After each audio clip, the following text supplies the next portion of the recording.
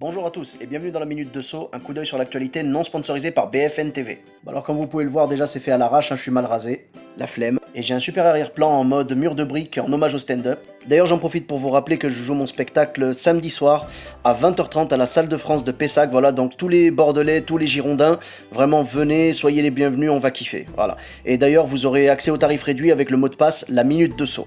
On commence les infos. Il a été prouvé scientifiquement que l'intelligence est transmise par la mère. Je suis pas d'accord, je demande une contre-expertise. Aux États-Unis, un petit garçon de 2 ans a passé 1000 $ à la déchiqueteuse. L'article n'indique pas en revanche si les parents ont passé l'enfant à la déchiqueteuse juste après. En Nouvelle-Zélande, les agents de la douane ont désormais le droit de demander le mot de passe des appareils électroniques des touristes. Je te raconte pas le nombre de candidatures de femmes jalouses qui vont affluer. En Suède, les 80 plats les moins ragoûtants du monde seront réunis dans un musée. Comme quoi, même si ta femme sait pas cuisiner, il y a quand même de l'espoir. En Angleterre, ils viennent d'inventer le Brexfit. Ce sont des séances de sport pour les frustrés du Brexit. T'imagines si on faisait la même chose en France pour les déçus de la politique de Macron? On mettrait fin à l'obésité.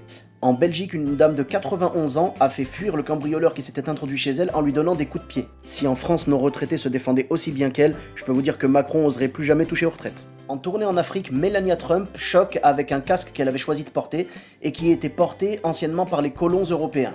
Pour ma part, je suis beaucoup moins choqué par le casque que par son mari colonial. Cette chère Melania, qui nous a avoué confisquer de temps en temps le portable de son mari afin d'éviter qu'il tweete. C'est bien, chacun sa méthode. Brigitte Macron a une méthode un peu différente. La première dame a fait trembler les murs de l'Elysée en engueulant son mari et en lui disant qu'il faut arrêter les conneries maintenant. Comme quoi, même à 40 ans, hein, t'es pas à l'abri de te faire engueuler par ta prof. 1 millier de moutons dans le centre-ville de Bordeaux dans le cadre de la Grande Transhumance, un événement qui a lieu depuis une dizaine d'années. Pour les prochaines éditions, est-ce qu'il est possible de faire coïncider avec la date de l'Aïd ou... À Pont-du-Château, dans le Puy-de-Dôme, un cerf de près de 200 kg s'était réfugié dans le jardin d'un pavillon. Bon les gars, la livraison de bouffe à domicile c'est bien, mais là ça va un peu loin quand même. Christine Angot a qualifié le discours d'adieu de Manuel Valls de bouleversant, et elle avait déjà déploré la fuite des talents que représenterait son départ. Bon... Comme vous l'avez compris, hein, le plan B de Christine Angot, c'est humoriste. Et cette semaine, c'est le retour des champions de la route, avec un automobiliste contrôlé à 111 km/h au lieu de 50 km/h dans le centre-ville d'Annemasse. Pas mal, mais il y a mieux.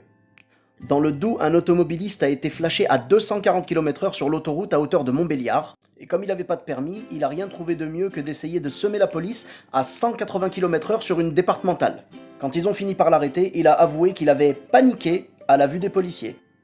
Pas mal, pas mal. Mais on a mieux encore. Je vous présente les champions.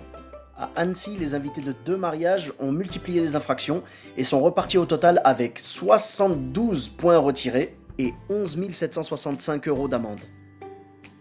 Respect. Non, c'est pas ce que je veux dire, mais bon, vous avez compris quoi. À Alençon, le propriétaire du tabac-presse Au Petit Nègre avait rendu public ses difficultés financières. Ses clients l'ont soutenu financièrement, mais il révèle que seules des subventions de la mairie pourraient sauver son établissement. Vu le nom de l'établissement, à sa place, moi je demanderais une subvention au Rassemblement National. Il a plus rien à perdre. Raquel Garrido révèle son salaire pour l'émission Les Terriens du Dimanche, 3 000 € par mois, soit 750 € par émission. Moi-même, ça me dérange pas de révéler combien je touche pour la minute de saut. Bah 0 en fait.